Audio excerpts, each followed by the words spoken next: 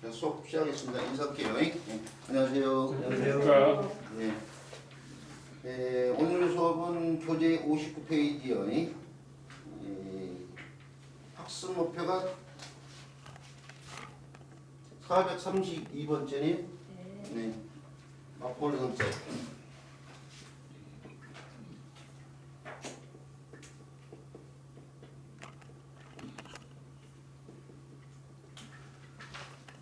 C 많은 글자는 아니에요.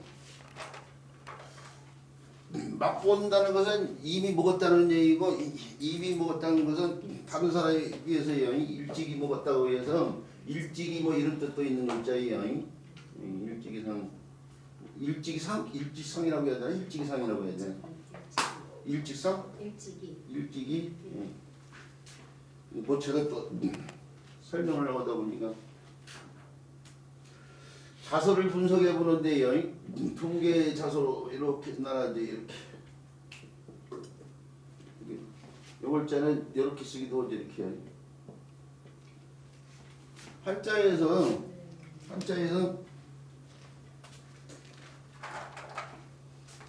이 다른 부분이 요 부분인데요. 요 부분 이렇게요.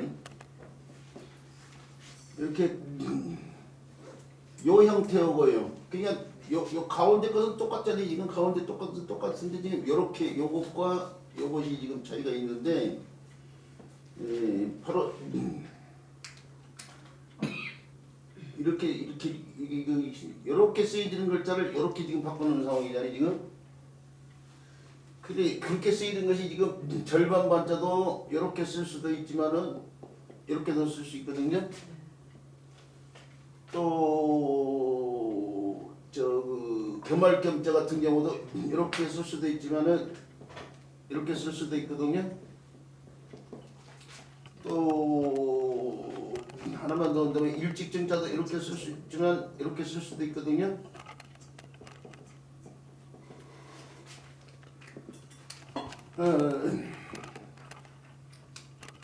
서로 이 다른 부분이 이 부분인데요. 이렇게요.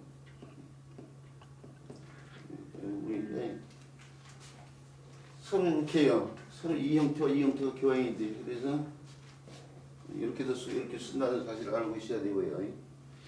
이 글자는 제가 찾아봤더니요. 이미 앞에서 두 번이 나온 거 그랬어요. 우리 지금 녹화를 하고 있으니까요. 녹화 영상을 통해서 324번째에 뭐이죠? 집당자가 있고요. 그 다음에 368번째에 손바닥 등자. 이 글자 할 때 이미 이게 글자예요. 이 글자가 달라붙어 있어요. 지금. 그래서 이 글자가 음역하는 글자가 상당히 많은데요. 그 글자들은 바로 이 학습본에 가서요. 살펴보시기 바라고요. 그래도 이 글자 자체는 설명을 드려야 되는데 이 글자는 설문의자에서도 바로 종 이렇게 해놓고 이 글자가 음역하는 글자라고 이렇게 설명을 했어요. 설문의자에서도 팔의 뜻을 따르고 그 다음에 향할 향자가 음역하는다 그렇게 되어 있는데 향할 향자는 바로 고문자가 바로 이렇게 표현되는 글자거든요. 이렇게 이게 창문이에요. 창문. 옛날 사람들이 집을 질 때요 대부분 햇빛이 잘 때는 남쪽을 향해서 집을 지는데 사람이 들고 나는 문은 지게문 같은 경우는 남쪽에서 두고요. 뒤쪽에 창을 두죠. 근데 이쪽이 남쪽이라면 이쪽은 북쪽이에요. 그래서 이게 원래 이 글자가 북창향자의 본래 뜻이 북창향자. 잘 기억하고 오셔야 돼요. 향할 향자의 본래 뜻이 북창향자인데 이제 호대로면서 항상 집을 때 대부분의 사람들이 특별히 잡는 사람은 남쪽을 향해서 문을 넣고 북쪽을 향해서 창을 두고 있기 때문에 향하다 이 뜻이 여기서 나와요. 그래서 이게 향을 향이라고 더 많이 얘기하고 있는 거예요. 오늘 복창향이라고 보기보다는 향을 향이라고 더 많이 얘기하고 향을 향이라고 더 많이 얘기한다 이거죠. 그런데 이 글자가 사람의 성으로 쓰일 때가 있어요. 이 사람의 성으로 쓰이는데 이 글자를 사람의 성으로 써서 쓴 사람 가운데 우리가 기억을 해둬야 될 만한 사람이 뼈날 숫자를 써서요. 바로 이렇게 쓰이는 사람인데 이게 중림칠연 가운데 한 사람이에요. 그래서 책이나 어떤 자료를 보면요, 중림칠연에 대해서 7사람이 어진 선비들을 나이 이럴 때 이 사람의 이름을 갖다가 한자로 이렇게 쓰고 우리말로 바꿀 때는 이걸 향수라고 쓰는 사람들이 많아요. 향을 향자니까요. 그런데 성의 뜻으로 쓸 때는 음이 달라져요. 상이요, 상. 그래서 향수라고만 되고 상수라고 하는데 애법 많은 책에서 아직도 이걸 갖다가 향리로 이게 표기하는 사람들이 많단 말이에요. 자, 사람의 성으로 쓰일 때는 상이란 걸 알아야 돼. 상. 이게 향이 상이 됐는데 향이 단모화돼서 항이 되고 항이 이 국어의만 일종이에요. 상이 된 거예요. 저는 어려서 형이 아니고 성인 줄 알았어요. 표준어가 성. 저희 동네에서는 형을 갖다가 성이라고 부르는데 형님이지 않고 성님 그런단 말이에요. 성님.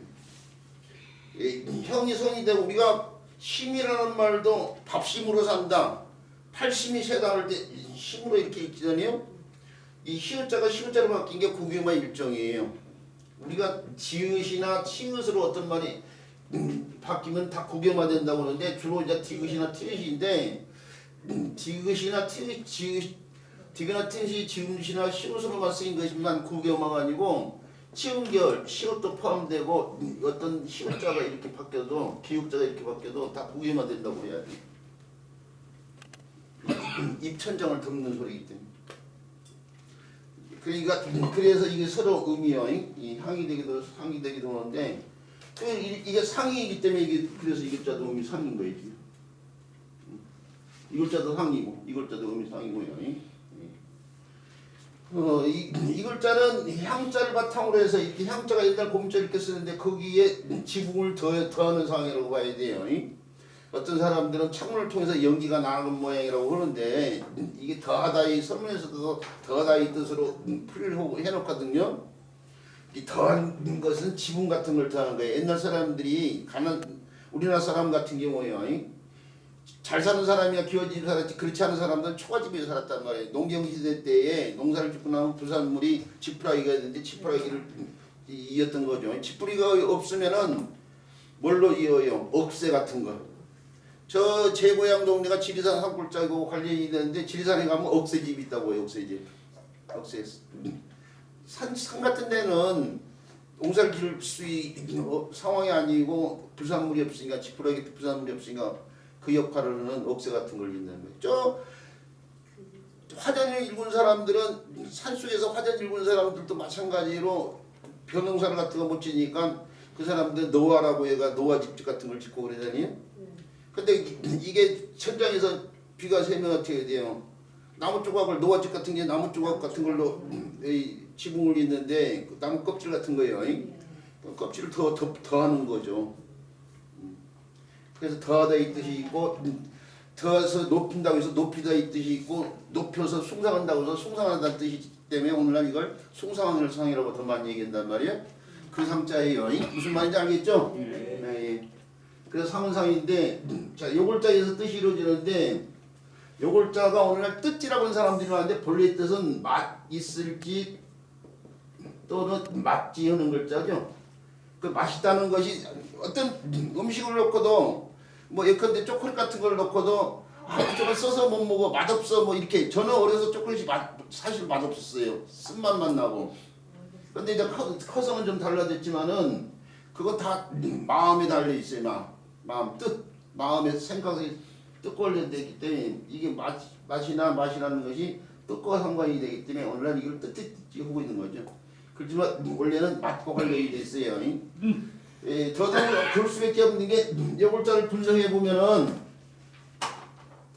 보면은 바로 이 글자하고 이 글자가 달라붙었는데 실질적으로 요 글자가 오늘날 비수기라고 많이 얘기하고 있지만은 이게 원래는 본래 뜻은 숟가락이에요.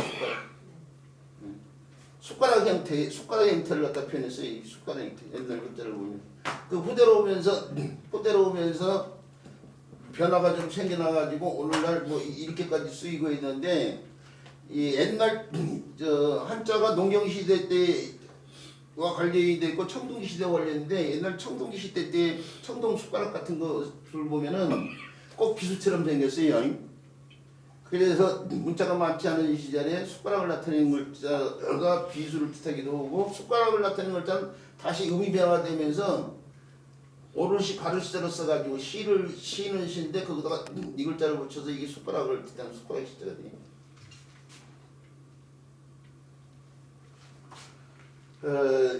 그리고 그 숟가락 형태의 이렇게 옛날 글자를 보면 이 형태가 달라. 이 글자 고문자가 바로 이렇게 표현이 되어 있는데 그럼 이건 뭐이냐?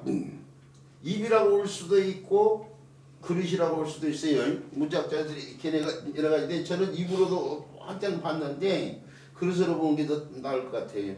여러 자료나 뭐 다른 글자를 통해서 나중에 설명드리겠지만은 그릇을 향하는 숟가락을 보라 이거죠.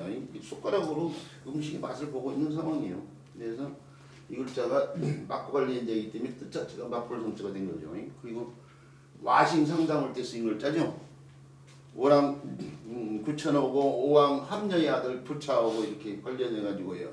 우리 선생님도 뭐 와싱 상담 다 알고 계실 거라고 생각하고 설명은 안 드리지만은 그때 쓰인 글자고 이게 이 구자를 한 번 더 붙여서 이렇게도 써있는 글자 이렇게.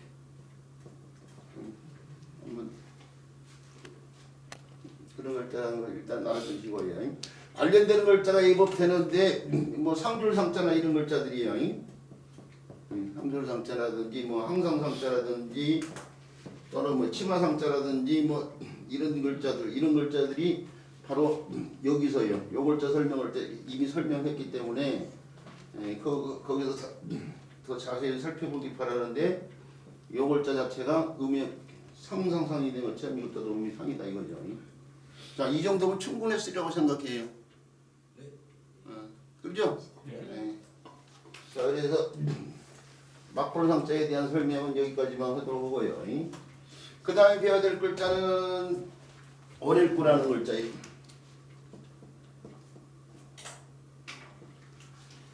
제가 문자 공부를 한 35년 동안 해오면서요. 이게 혼자서 공부를 했어요. 문자에 관심을 갖고 있을 때는 그 당시만 해도 문짝이라는 용어가 생소해가지고요. 문짝이 뭐냐고 하는 사람이 많았어요. 대부분이었죠. 한 85년 정도에 제가 문짝이라는 학문이 있다는 걸 알아가지고 내가 하고 싶은 학문이구나 그렇게 생각을 하고 하다가 나중에 직장 생활을 끝내고 난 90년 정도에 이거 본격적으로 공부해야지 해가지고 90년부터 본격적으로 공부해서 지금 올해가 2023년이죠. 14년 동안 이렇게 굉장히 본격적으로 공부한 것은 여기서부터라고 생각이 하는데 그러면 한 34년 정도 됐니 횟수로?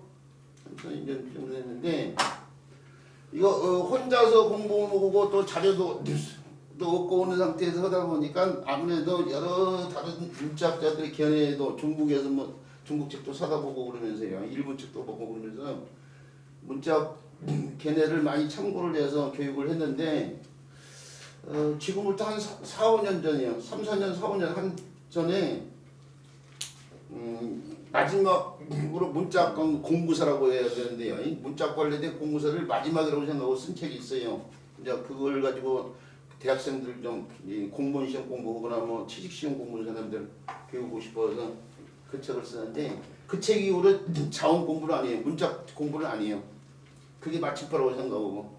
근데 그 시점 이전까지 오고 그 시점 이후에 변화되게 교육시키는 글자들이 예법되는데 지금 이 글자로 옛날에는 이 글자의 고문자를 이렇게 소전 형태예요. 소전 형태만 있어가지고 이렇게 해가지고 이렇게 표현이 되어 있는데 오늘날 글자가 거의 유사한 형태 이게 사람이 옆으로 누워 있는 모양으로 생각해야 돼요.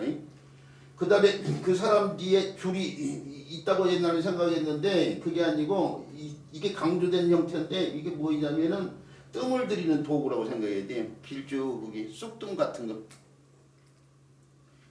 뜸 저는 한 번도 안 들어봤지만 참 조금만 해봤긴 했구나. 근데 뜸을 들이면 쑥뜸 같은 걸 한 번 해봤거든요. 저 발이 좀 약간 삐어가지고 발목에다가 한 번 들여본 적이 있는데 꽤 오랫동안 올리더만요. 꽤 오래다는 뜻이. 우리가 저 한방에서 저 뜸을 들이는데 한방에서는 치료와 관련돼 가지고 19 이침 그 다음에 뭐요? 삼약 이런 말이 있어요. 이게 많이 쓰이는 말이에요. 한방에서요.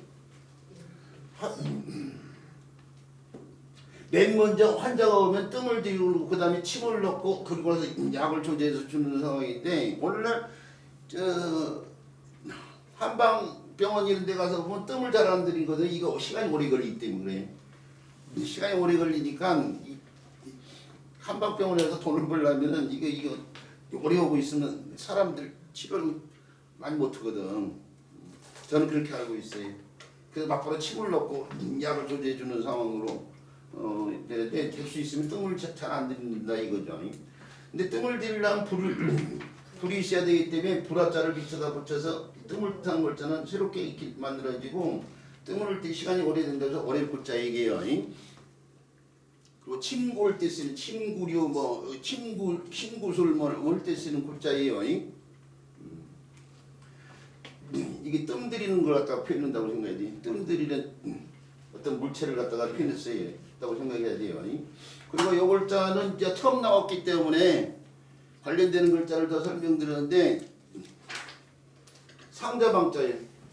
상자방자를 써서 구는 군데 상자방자를 써서 이게 관구자예요. 관. 사람이 죽으면 들어가는 이 상자가 관이잖아요. 관. 호대로면서 그 뜻을 더 분명히 하기 위해서 나무 목자를 한번 더 붙여서 이렇게 쓰고 있어요. 나무 목자. 그래서 오늘날 문자로 이 글자를 더 많이 쓰고 있는데 관을 움직이는 걸 운구한다. 뭐 할 때 쓰는 글자가 바로 이 글자 아니에요? 그렇죠. 관을 싣고 장지로 오늘날은 차를 가지고 운반하는데요. 그 차가 운구차 그러잖아요. 이제 영구차 그러잖아요. 그럴 때 쓰이는 글자예요. 자, 어릴 글자에 대한 설명. 근데 어릴 글자가 음역하는 글자는 이 글자밖에 없어요. 그래서 어릴 글자도 이 글자만 알면 되는 거예요. 어릴 글자 다 이해되셨죠? 네. 자, 어릴 글자에 대한 설명 마치고요. 그 다음에 배워야 될 글자가 장수장자니에요.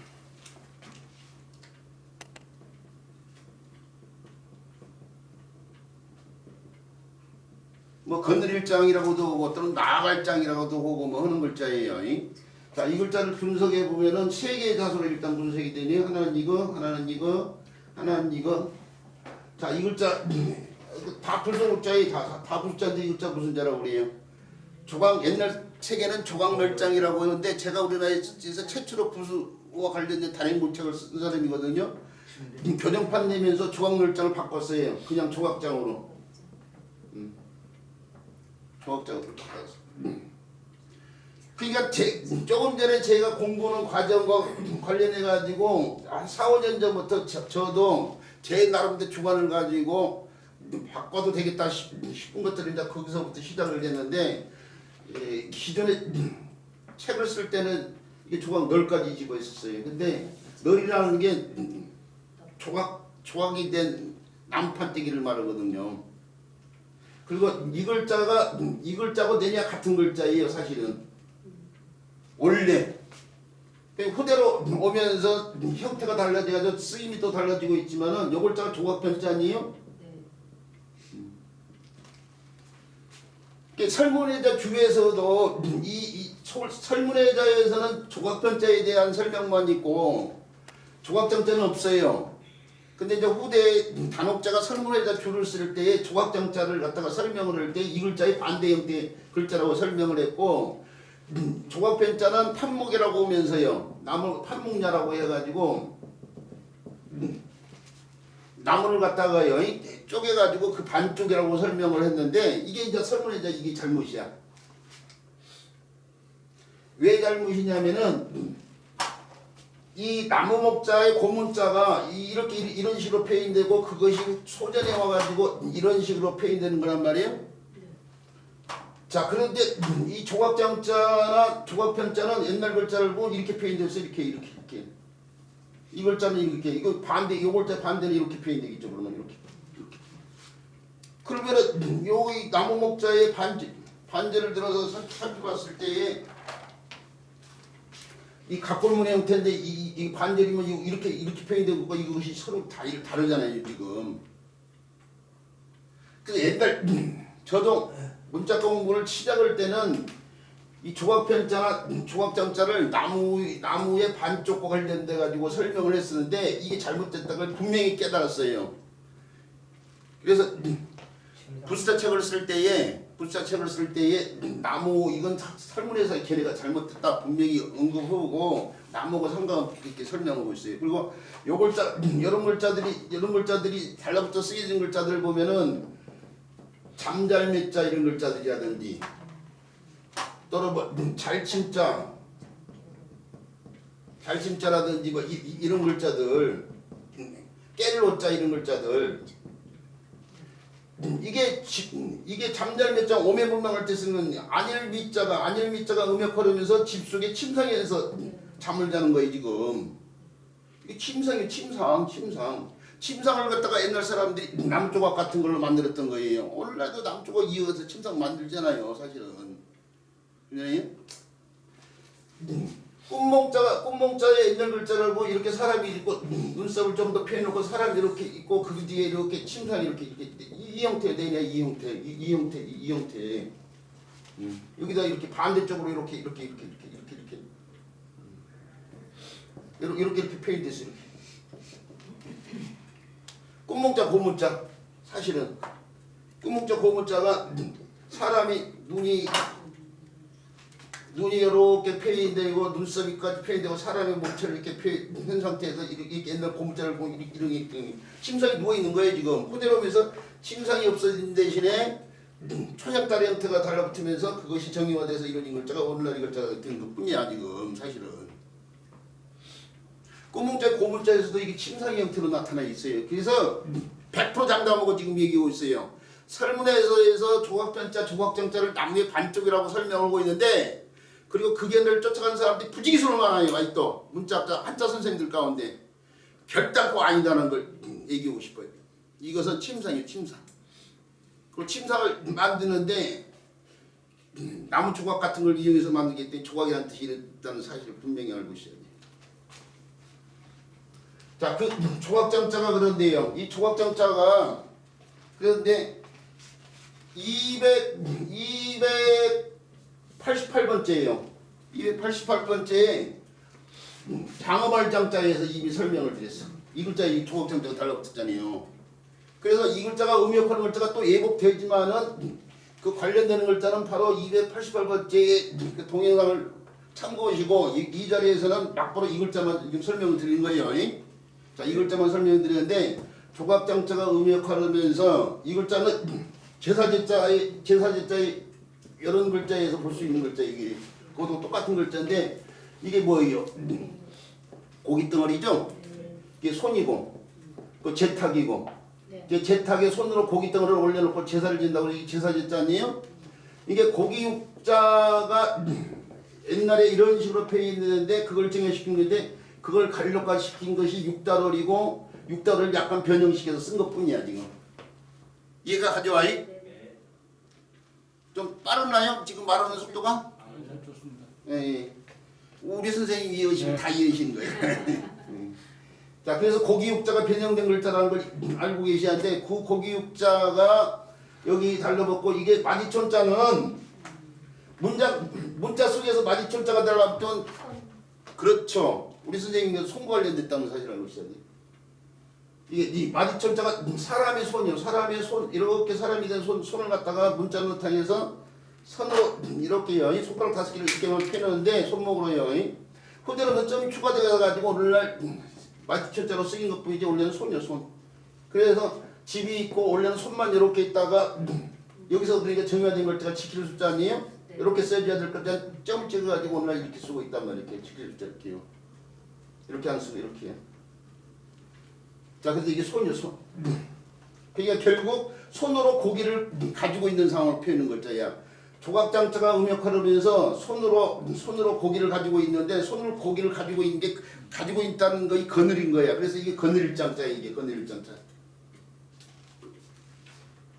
선생님 이해하시죠? 예, 예. 손으로 이거 손이에요. 마디장자에서 손 관련됐다는 사실이에요. 손으로 고기 덩어리를 가지고 있는데 가지고 있다는 건 거느린다는 얘기예요. 그래서 거느릴 장자고 자 거느리는데 부하인 사람들을 건진 상황과 관련되면서 다시 장수라는 뜻이 이루어진 거예요. 예. 그 장수가 모든 이 부하들을 대표해서 앞장서 나가서 싸워야 되니까 나아갈 장자죠. 일치월장의 장자. 나아갈 장자가 되기도 하죠. 뭐 이런 데서 이런 글자.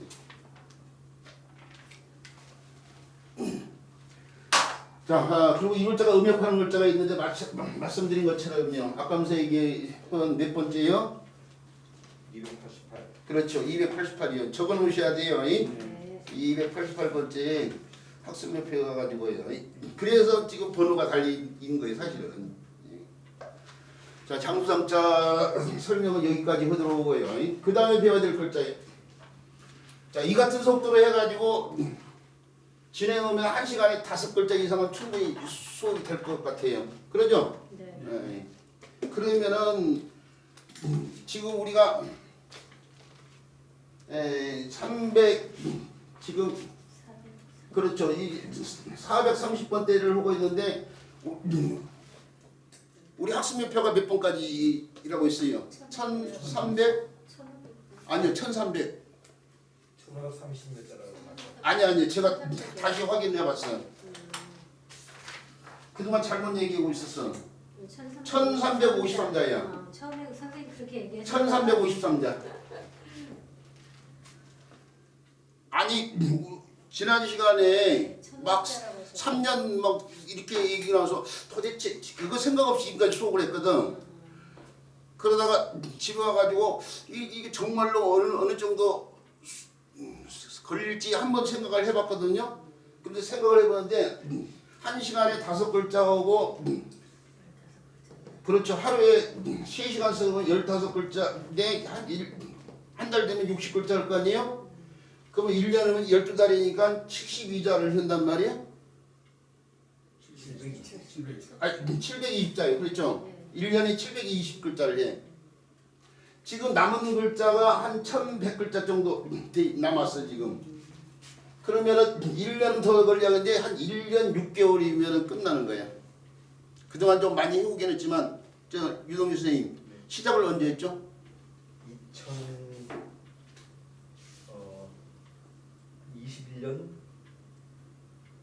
21년 정도에 제 필기를 봤더니 네. 노트에 보니까 11월인가 12월인가 했어. 2021년. 그렇죠. 11월인가 12월인가 했어. 예.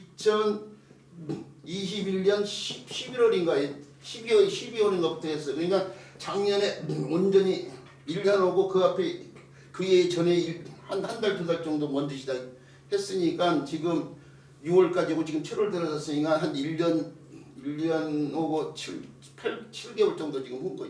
지금 1년 7개월. 근데 한 1년 6개월 정도 지금 걸리기 위해서 이제 한 3년 걸릴 것 같아. 그러니까 전체적으로. 근데 앞에서 조금 늦어오게 지금 수업이 진행됐단 말이에요.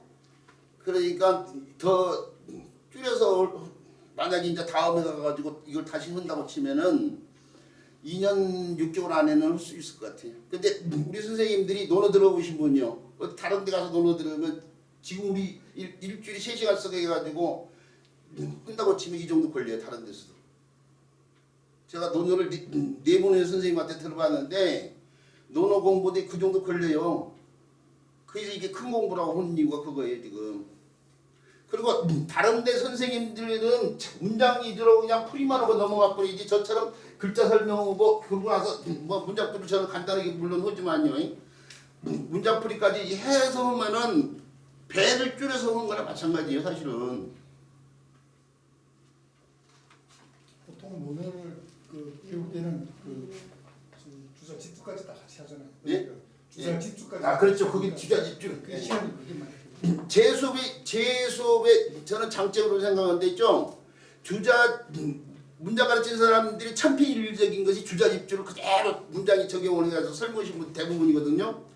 그러니까 아주 옛날 썼던 주자 집주의 내용만 전부 다 가르치는 거야. 근데 저는 주자 집주 전혀 거의 참고를 아는 상황이거든요.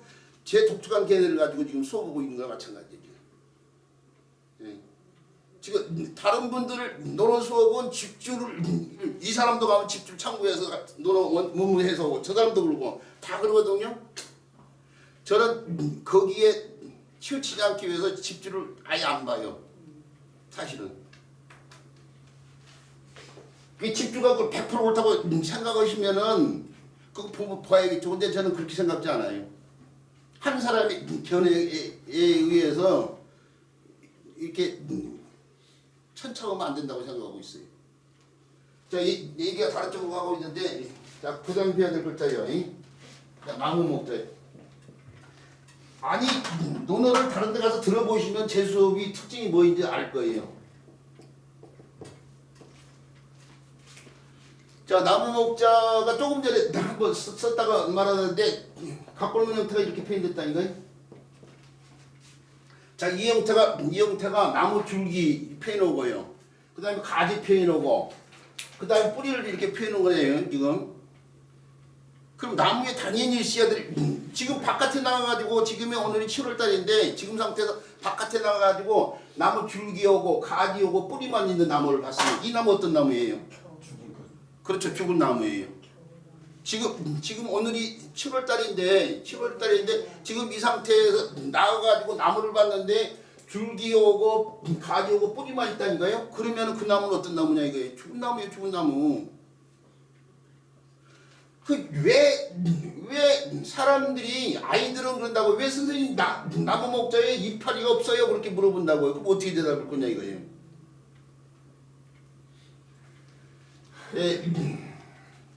그러면 왜 이파리를 표현하지 않았냐 이거예요. 이 이파리를 표현하지 않냐.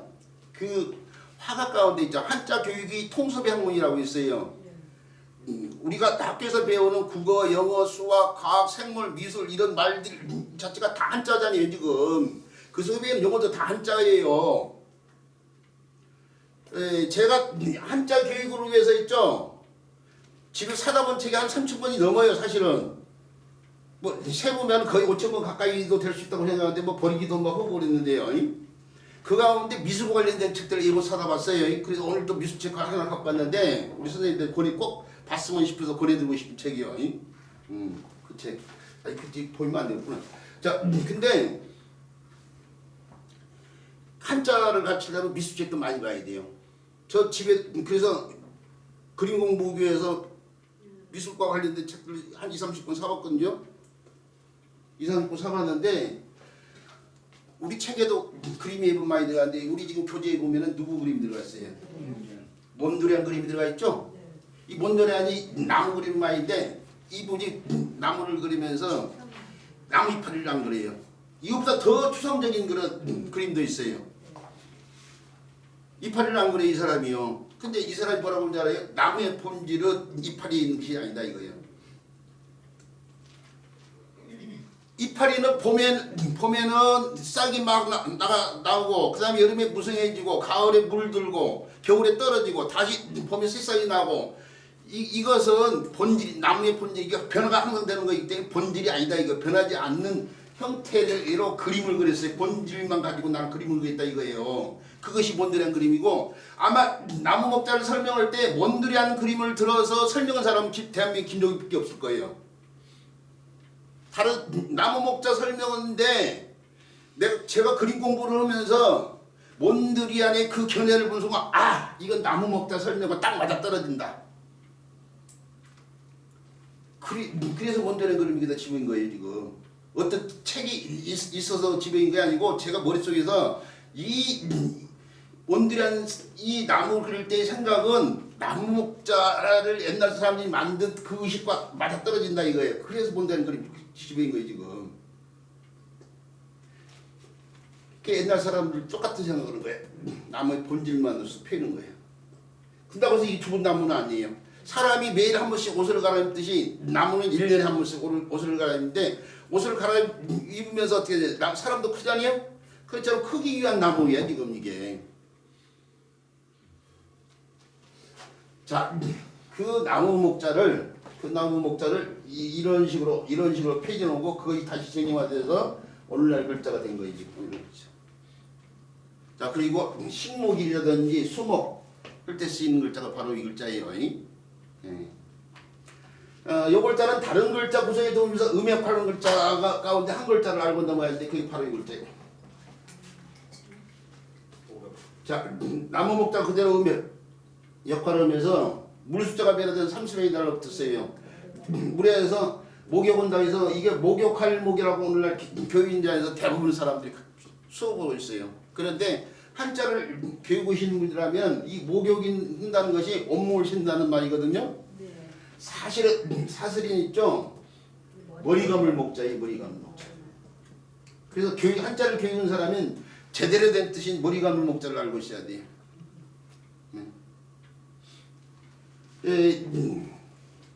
문장 더더구나 우린 지금 문장을 통해서 지금 힘줄 한차를 하고 있는데 문장 속에서 이 글자가 만약에 나오면 목욕한다는 뜻보다는 머리 감다는 뜻을 알아야 돼요. 자, 옛날 사람들 머리를 자르지 않고 길렀어요. 그 유교에서도 효경이 나오죠. 신체 발부는 수지무무라 불가미생이 휴지샤라 안 써요. 시간 자꾸 걸리니까 알면 우리 선생님도 다 알고 있을 거이고. 그래서 머리털을 함부로 자르지 않았어요. 옛날 사람 머리자는 조선시대까지도 머리 안 잘랐잖아요. 그러다가 단발령이 내리면서 머리를 잘랐는데 고종이 몸소 시범머리에서 단발을 하면서 뭐죠? 면함 최익전 선생은 오두 가단이언정 차발 불가단이라고 있어요. 오두 가단 나의 머리를 자를지언정 차발 불가단. 이 머리털은 절대 못 자른다. 그 얘기를 했어요. 단발령 정하면서. 그러다 보니까 자연스럽게 머리가 길 수밖에 없어요. 그래서 옛날 감날 풍습에 머리 감는 풍습만 있는 것도 그거예요. 유도라고. 머리 감는 일이 하나가 큰 일이야. 그게 해당되는 글자가 있는 거예요. 그리고 그래서 그게 머리 감는 목자인데 저 문장 가운데 구론의 어부사의 특기요. 신목자는 필탄관이라 이런 말이 나와요. 신목자는.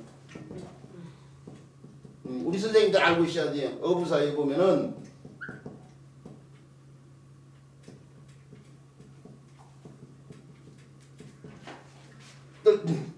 반대로 이게 목욕한다는 온몸을 씻는 것이 욕자예요. 욕자.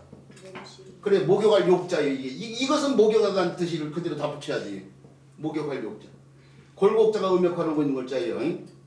그래서 바닷가에 가지고 온몸을 씻는데 바닷가에서 머리 씻는 사람 없잖아요. 이 머리 감는 사람 온몸을 다 씻잖아요. 그래서 바닷가에서 이제 온몸을 담그는 거이 해수욕이라고 하지 해수목이라고 하지 않는 이유가 그거 아니에요 지금?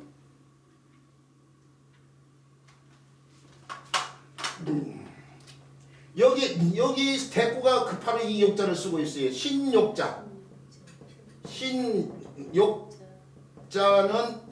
필진이라고 한다는 거예요. 필진의.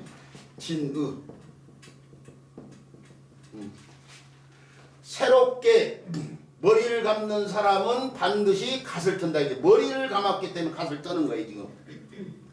그 다음에 새롭게 온몸을 씻은 사람은 반드시 온몸에 입는 옷을 갖다가 터는 거예요 지금.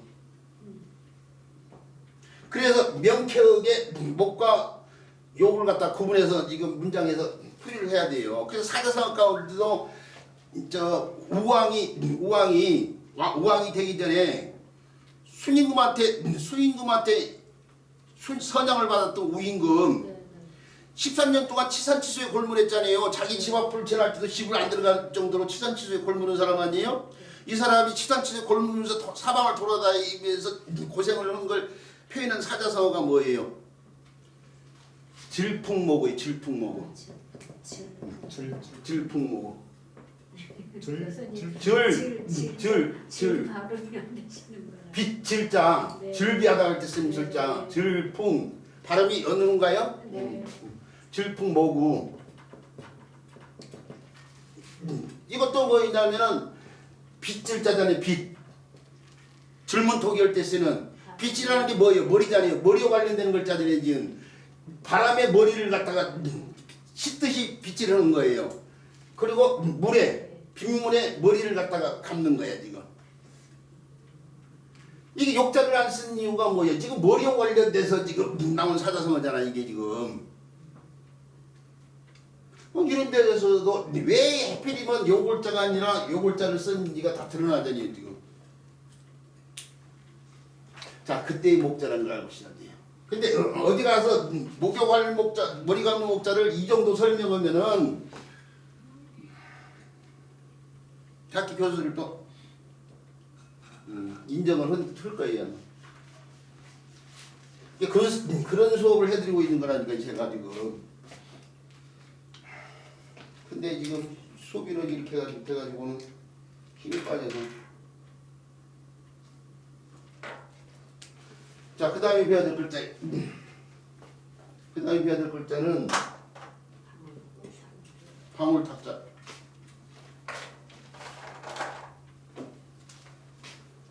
방울탑자인데요. 세금자하고 무슨 자예요? 지난 시간에 했어. 그렇죠? 지난 시간에. 자, 지난 시간에 했다 이거 지금? 지난 시간에? 앞에가 어디 있어? 여기. 그렇죠. 428번째 풀어낼 역자에서 했어. 지난 풀어낼 역자. 연역법을 했어. 자, 세금자. 세금자 불자인데 세금자 설명을 했으면 좋겠지만은 불사에 대한 수업을 따로 지금 동영상을 한번 해볼까 싶은데요. 그 동영상을 통해서 세금자를 살펴보시기 바라고 또 앞에서 이미 했었던 것을 기억해요. 그 엿볼역자도 지난 시간에 했다니까요. 자, 그래도 우리 수업의 기준이 나오면은 한 번 정도는 더 언급해요. 관련되는 글자는 설명 안 해도 나오면. 근데 엿볼역자는 바로 이것의 형태하고 이 글자가 합쳐져야 되는데 이것의 형태가 사람이 눈을 갖다가 정형화시켜 사람이 눈을 그렸어요 지금. 네. 정형화되려면 점이나 선으로 표현해야 되는데 빵빠듯한 점이나 선으로 표현해야 되는데 이렇게 표현이 되고 그걸 세워서 오늘날 이렇게 쓰고 있잖아요. 눈목자. 이렇게 세워지기 전에 이 형태의 눈이에요. 눈. 꽃목자에서 바로 이렇게 눈을 이렇게 표현했잖아요 지금. 눈. 이게 눈이야 눈. 그 목자의 원래 형태라고 생각해야 돼요. 눈이고 이게 다행행자인데 행복할 때 쓰인 글자인데 이 다행행자의 고물자가 이런 식으로 표현됐어. 이런 식으로 표현이 되는데 여기다가 사람을 갖다가 사람이 이렇게 무릎 꿇고 두 손을 내밀어서 이렇게 붙잡고 있는 형태. 이것이 정형화된 글자. 이게 각골문의 형태인데 이것이 어떤 글자의 각골문 형태면 잡을 집자의 각골문 형태예요. 이게 사람이 이게 손목에다 점을 찍은 게 그것이 수갑 속에 들어가. 이게 수갑이에요. 수갑. 요 형태가 수갑이에요. 이게 다행행자가 된 거면 수갑에 풀려나서 다행이다는 얘기일 뿐이야 사실은. 수갑이 풀려나서 다행이다. 수갑이 채워지지 않았기 때문에 다행이다 그 얘기고 이거 묶인 상태고 그 구속 집행하다 할 때 집행이 된 상태야 지금. 근데 수갑 자체는 누구야? 재수를 다루는 데 쓰는 거잖아요. 재수. 그래서 재수 관련된 뜻이 있을 수밖에 없어요. 그 재수를 갖다 그래서 재수가 같이 있는 상황을 이렇게 펴는 게 이게 감옥어자가 되는 거야. 감옥어자. 마법어자라고 조금이나 더 많이 얘기하죠. 본래 뜻은 감옥어자야. 이 재수를 눈으로 엿보는 거예요 지금. 그래서 엿볼 역자고 그 엿볼 역자가 다른 글자 구성에 도우면서 음의 역할을 해요. 자, 음의 역할을 하는데 여기 단모반에서 어기 되고 과일이 과실이 된 것처럼 석이 될 수 있어요. 그래서 풀석자가 바로 그 글자 아니에요 지금? 풀석자? 여기 석이 됐어요. 석, 적, 척 이렇게 바뀔 수 있겠죠? 시음 계열 변하니까. 그 다음에 디귿 지자는 구경화 반작이면서 덕이나 턱이 될 수 있잖아요. 그렇죠? 그런데 턱이 타격으로 바뀌고 이 몸이 하나 죽어서 택이 될 수도 있는데 택이 되는 글자가 이제 모택자라든지 가질 택자 아니에요? 그러죠? 네. 이게 지난 시간에 했단 말이에요 지금. 이거 하고 있으면 안 되는데 근데 탁인 글자 이게 탁. 이 교육 현장에서 아마 저나 저한테 배우신 분들이나 왜 음이 이렇게까지 변화되는지 명쾌하게 설명한 사람은 저나 재수받는 사람밖에 없어요. 대한민국이 지금도. 저 인터넷 들어가가지고 저 동영상으로 찐 사람이 자기적인 수업 보고 있더라고 이게. 인터넷에서 동영상 가서 인터넷 찍어보는 사람 보세요. 입이 자료 해놓고 자료 만들어가지고 그냥 설명만 하고 있어 이렇게. 생각하면서 수업한다고 볼 수가 없어. 살아있는 수업이 아니야. 그래서 제가 굳이 집에서 동영상 안 찍으려는 이유가 그거예요. 생동감이 없어 수업 자체가.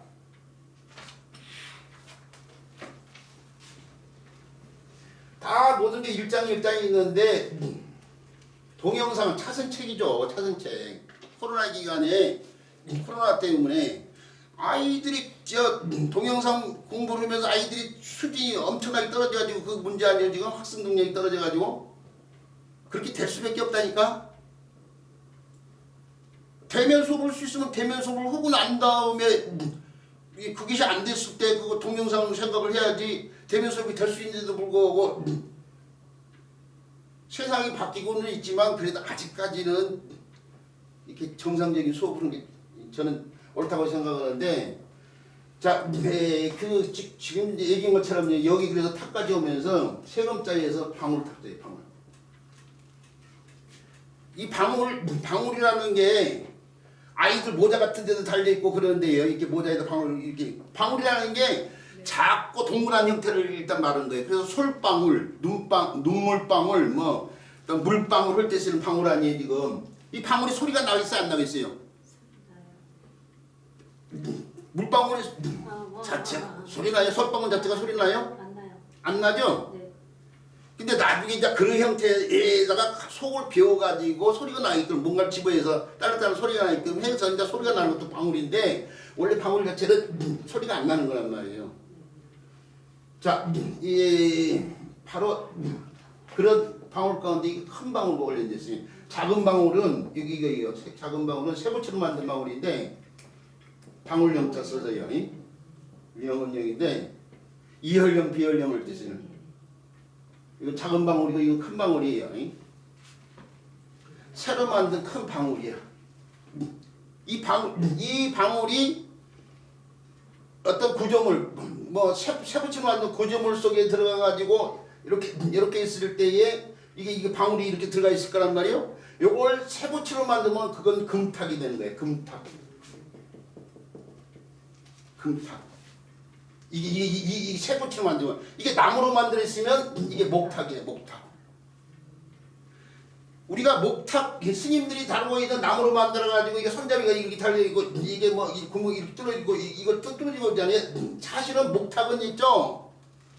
목탁은 스님들이 쓰는 도구가 아니었어. 원래는 악기였어. 악기. 종이 달린 방울인데 나무로 된 방울을 말하는 거예요 지금. 이거 옛날 교령 같은 걸 때 군대에서 어떤 명령을 내려서 행동을 시작할 때에 그럴 때 사용되는 거란 말이에요 이게.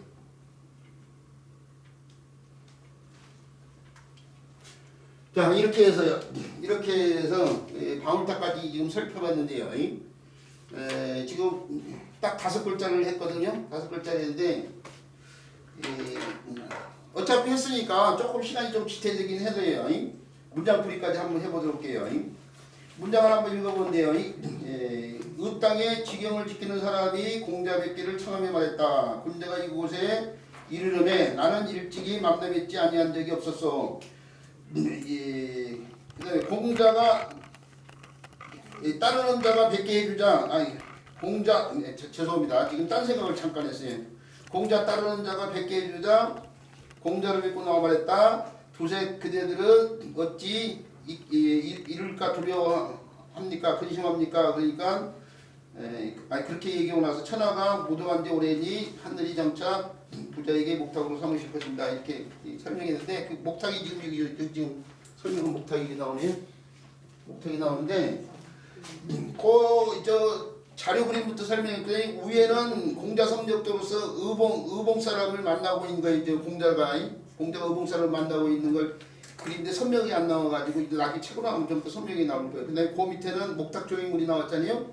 그 목탁 조형인데 나무 목자를 썼는데 그 조형물을 보면 건물 앞에 조형물이에요. 그게 저 북경 사범대에 있어요. 지금 북경대학교 사범대학교에 이제 있는 건데 거기 써 있는 글자가 보면 목탁 금성이라고 써 있잖아요. 목탁 금성. 네.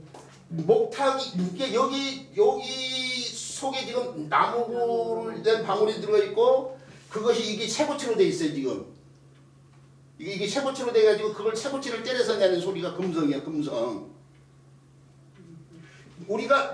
제가 우리 선생님들 덕분에 외국여행을 처음 평생 처음이다 마지막이 될지 모르겠지만 마지막이 되지는 않아야겠지만 처음으로 중국에 곡부를 갔다 와봤는데 이 중국 곡부의 공자의 네, 그 들어갈 때에 거기에 들어가자마자 문에다 뭘 써 있어요. 뭐 금성탕지 이제 금성탕지네. 금성옥진. 금성옥진이라는 그 소리가 있었잖아요. 금성옥진. 집대성이라는 의미가 있잖아요. 네네. 이게 음악이 연주할 때 이게 종이요. 세 글자가 종.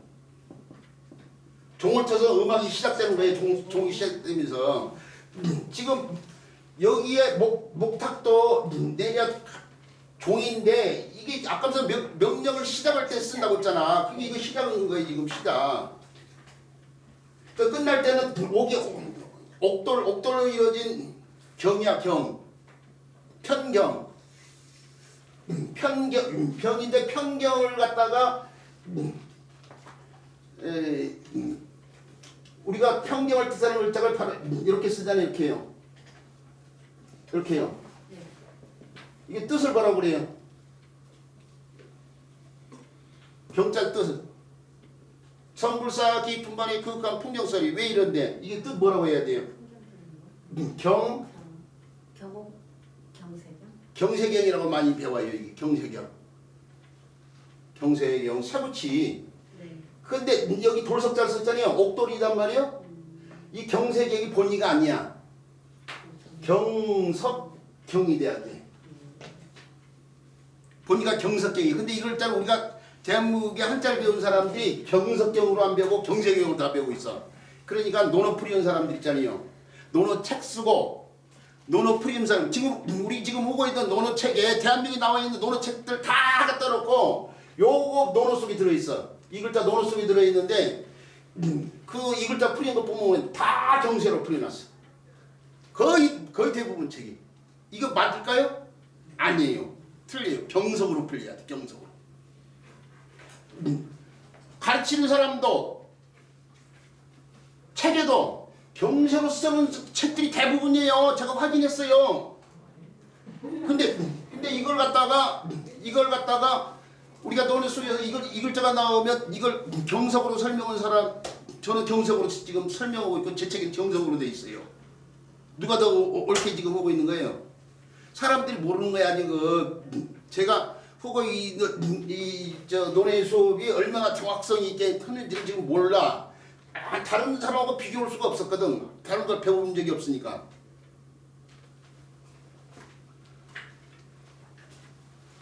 자, 목탁이 악기를 쳐가지고 새소리가 난다는 말이 그래서 거기에 북경 베이징 사범대학교에 거기에 써 있는 글자예요. 목탁 금성이. 자, 이제 문장을 풀이를 빨리 해보는데 의봉인 청현활이라고 해요. 진짜 하도 습관이 돼 있어요. 겨누리가 청현이요. 뵙다. 의봉. 그러니까 의는 뭐냐면은 지명인데 공자가 55세에 주유천하 있잖아요. 네. 그러면서 맨 처음에 간 나라가 어디예요? 노나라 옆에 위나라. 노나라하고 국경이 맞닿아 있잖아요. 위나라의 읍이요. 읍. 위나라 땅이에요 지금. 그러니까 그런 것까지 설명을 해주면서 지금 이제 얘기하고 있잖아요. 그냥 다른 분들은 으땅 보고 넘어가 버려. 그 지경이 저 봉자가 지경을 하는데 지경의 사람이다 이게요. 이제 그 지경을 지킨 사람은 풀이했지만 지경의 사람이 청했어요. 뵙기를 청했다 이거예요. 그리고 말을 했어요. 그 말이 이제 밑에 나오고요. 군자 인덕박씨 같은 사람이라고 했죠. 공자를 말한 거예요. 구체적으로 좀 더 들어가면은 그다음 지가 이제 죽적으로 풀이돼요. 공자가 아니 군자가 일을 갖다 이거예요. 어조사 어장 차숙격이죠. 어디에 이곳에 있다. 이사자 이곳에 이르렀다 이거예요. 야자 풀이할 필요 없고요. 오 나는요. 나는 아니다 이거예요. 일찍이 미상불 하지 않은 적이 없었다 이거죠. 뵙는 걸 얻을 득자고 했는데 뵙지 않는 적이 없다 그 얘기예요. 자 지경을 필요가 없으니까. 그 다음에 종자 공자를 따르는 사람이죠. 뵙게 해줬어요. 여기서 지는 이제 공자를 말하겠죠. 그래서 종자 현지라고 해야겠죠. 이것도 종자 현지. 그리고 뵙고 나와서 말했어요. 그 의봉인이요. 출발. 이삼자 여기 자자는 그대 자자 두셋 그대들은 이게 공자의 제자들을 지금 얘기한 거예요. 공자 제자가 많을 텐데 그 가운데 몇몇 사람을 얘기한 거예요. 두세 사람 그대들 가운데서는 어찌 하자에 어찌 근심한 자에 근심하느냐 이거예요. 이르는 것에 대해서 있는 것에 대해서 그러니까 이제 있는 것과 관련돼 가지고는 두 가지 견해가 있어. 벼슬을 잇느냐 아니면은 덕성을 이루느냐 뭐 이런 얘기가 있는데 저는 벼슬로 보고 있어요. 벼슬은. 근데 왜 벼슬이냐? 저 노나라에서 등용을 못 따오고 위나라로 갔잖아요. 그게 그 상황에서 벼슬을 잃는 거예요. 대사고에 이런 벼슬 같은 걸 잃은 것에 대해서 근심인데 근심할 필요가 없다. 그 얘기가 이제 뒤에 나오는 거죠. 내가 뵙고 나왔는데 그건 근심을 거리가 아니에요. 더 큰 쓰임이 있다 이거예요. 공자가. 그것이 이제 아닌데 천하지 무도야. 천하가 도가 없었었어. 근데 그게 오래됐다 이거예요. 구이 오래됐는데 바로 그 무도한 상황이기 때문에 하늘이요. 하늘이 공자를 두고 이제 하늘이 이게 장차 그런 뜻이 있어요. 장수장차가 장차 그런 뜻이 있어요. 장차 부자로서 선생님 공자를 말한 거죠. 이 문장에서 이를 잘 기억하라고 이 위비가 A로서 B로 여기다 A로서 B로 삼다 뭐 이런 식으로 풀이된 거예요. 문장에서요. A를 가지고 B로 여기는 거 B로 삼는 거 그게 그러니까 공자로서 목탁으로 삼을 것이다 이거예요. 이 목탁이라는 것이 아까 얘기한 것처럼 세상을 일깨우는 소리로 옛날 사람들이 여겼어요. 세상을 일깨우는 지도자 노릇을 하늘이 시킬 것이다 그 얘기예요 지금. 그러니까 그깟 벼슬 잃어버리는 거 뭐든가 걱정하냐 이거야. 무슨 말인지 알겠죠? 자 쉬는 시간 갖다 오겠습니다. 잠시만요. 교수님 저는 지금 예? 여기 있어서 가봐야 되는데. 아이고 왜요? 일이 있어요. 일이? 예. 어디 아픈 게 아니고요? 서울도 갔다 와가지고. 아니 저번에 우리 식사한 거 네. 식사했는데 걸순실 선생님께서 식사를 못 하셔가지고 그 회장님 이명 씨랑 같이 얘기를 했어요. 그래서 식사비라도 조금이라도. 그러려고 또 일부러 나온 거죠? 예, 드리려고. 아이고 그것 때문에라도 나왔구나 또. 권순철 선생님 저기 애기들 아니야, 내가 일이 있어가지고 뭐. 아니요 급하게 가신 거잖아요. 아니 그러니까 일이 있어서 그런 거지 뭐 그거. 아니 빠진 사람 보고 벌금을 받아야 돼요. 그럼. 돈 주면 어떻게 해요? 그런가요? 이거 오늘 식사비로 저기 주시면